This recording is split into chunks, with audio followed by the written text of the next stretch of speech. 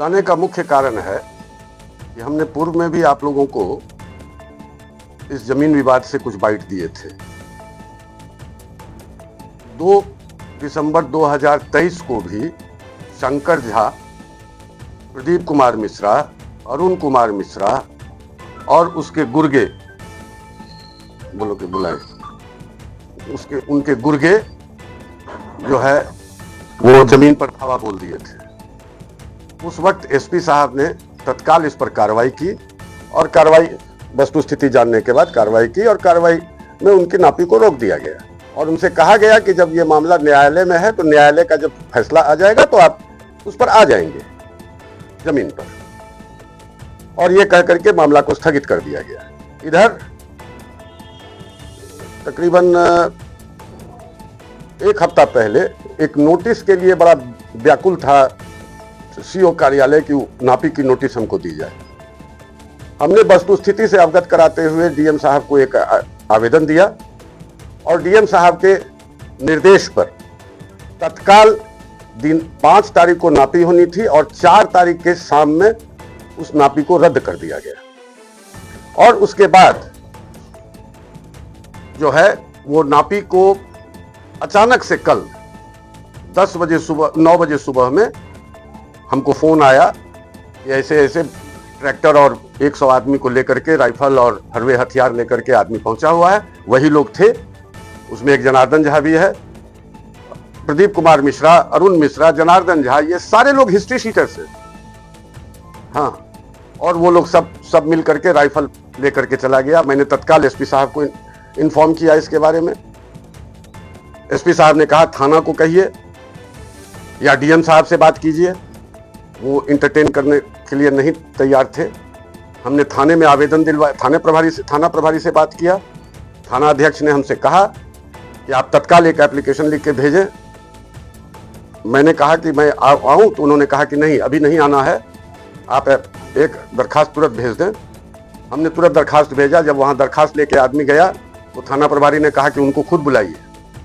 हम 3 से 4 मिनट के अंदर में थाना पहुंच गए, लेकिन थाना प्रभारी वहां नहीं थे। हमने कई एक बार उनको फोन किया, वो भी जो है वो कोई न उन्होंने फोन उठाया न कोई रिस्पॉन्स लिया। उसके बाद मैंने 10:30 बजे, 11:15 बजे के आसपास मैंने 112 को कॉल किया। करीब आधे घंटे 45 मिनट के बाद हमको फिर कॉल आया कि मेरे पास फोर्स नहीं है, इसलिए हम वहां नहीं जा सकते। फिर मैंने 112 को कॉल किया। जब ये लोग स्कूल का दरवाजा तोड़ने की कोशिश करने लगे, वहां एक स्कूल अवस्थित है जो मैंने लीज पर दिया है, जब उसको तोड़ने के लिए लगने लगे तो ये लोग भयवश जो है वो दरवाजा खोल देता है और उसके बाद ये लोग अंदर में घुस करके इस तरह का तांडव किए कि सारे बच्चे सहम गए, सारे लोग सहम गए, शिक्षण कार्य जो है सो बाधित हो गया। इस जमीन की वस्तु स्थिति क्या है? इस जमीन पर रोहित मिश्रा, जो कि मेरे पिताजी के बड़े पुत्र हैं, उन्होंने एक बंटवारा सूट दायर किया है जिसका नंबर है 335/2008 और वो लंबित है पटना व्यवहार न्यायालय में। दूसरा, उनका म्यूटेशन हो गया था जिसको डीसीएलआर साहब ने रद्द कर दिया और उसका अपील एडीएम साहब के यहां है, के कोर्ट में है। तीसरा, उस जमीन में कोई चौहद्दी नहीं है, भ्रामक नजरी नक्शा है।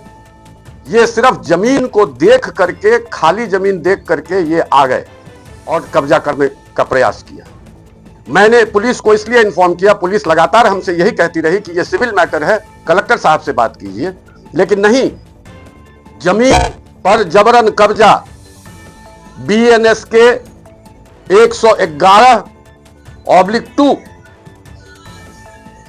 111(2) ऑब्लिक नहीं कहा जाएगा, 111(2) में स्पष्ट लिखा हुआ है कि लैंड ग्रैबिंग एक संज्ञेय अपराध है और संज्ञेय अपराध का पर संज्ञान लेना पुलिस का काम है।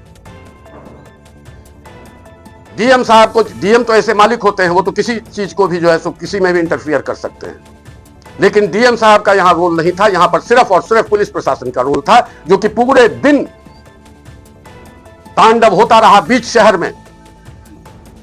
और कोई प्रशासन नहीं पहुंचा।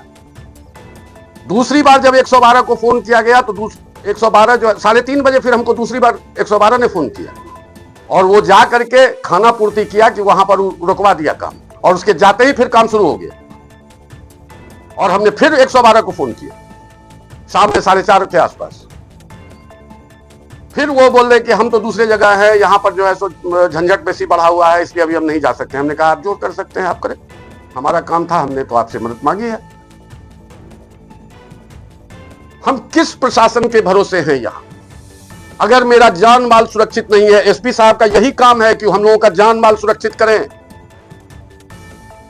बीच शहर, मुख्यालय के बीच शहर में इस तरह का अगर तांडव हो रहा है, भू माफिया जमीन को कब्जा कर रहा है, हिस्ट्री शीटर्स चले आ रहे हैं। प्रदीप कुमार मिश्रा अभी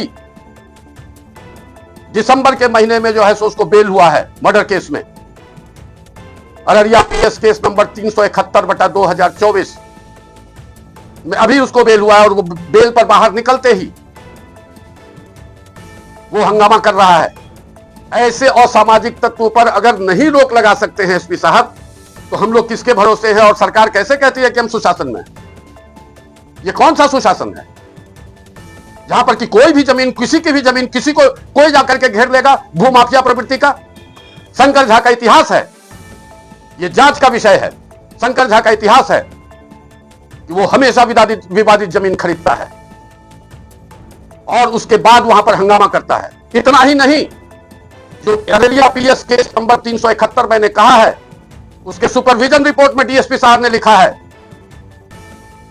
कि ये मकान जिस मकान में घटना घटी है, उस मकान के बारे में उन्होंने अपने सुपरविजन में लिखा है कि ये मकान शंकर झा ने किराए पर लिया था। उन्होंने स्थानीय लोगों से जमीन खरीदा है जिस पर नियंत्रण के लिए लिया था। उस मकान में हर तरह का अनैतिक कार्य होता था, जिसका प्रमाण है कि शराब का रैपर मिला है वहां पर। और कह रहा हूं, मैंने पूर्व में भी लिख करके दिया हुआ है कोर्ट में। मैं अभी भी आशंकित हूं कि शंकर झा के द्वारा, उनके बच्चों के द्वारा, उन प्रदीप कुमार मिश्रा के द्वारा, अरुण मिश्रा के द्वारा या उनके गुरुओं के द्वारा, जनार्दन झा के द्वारा मेरे परिवार को जान माल का खतरा है। और अगर कुछ भी होता है तो उसकी जिम्मेवारी इन लोगों की होगी। और मैं आज जब जमीन पर जाऊंगा, अगर प्रशासन नहीं गया मेरे साथ, तो कुछ भी घटना के लिए सिर्फ और सिर्फ प्रशासन जिम्मेवार है।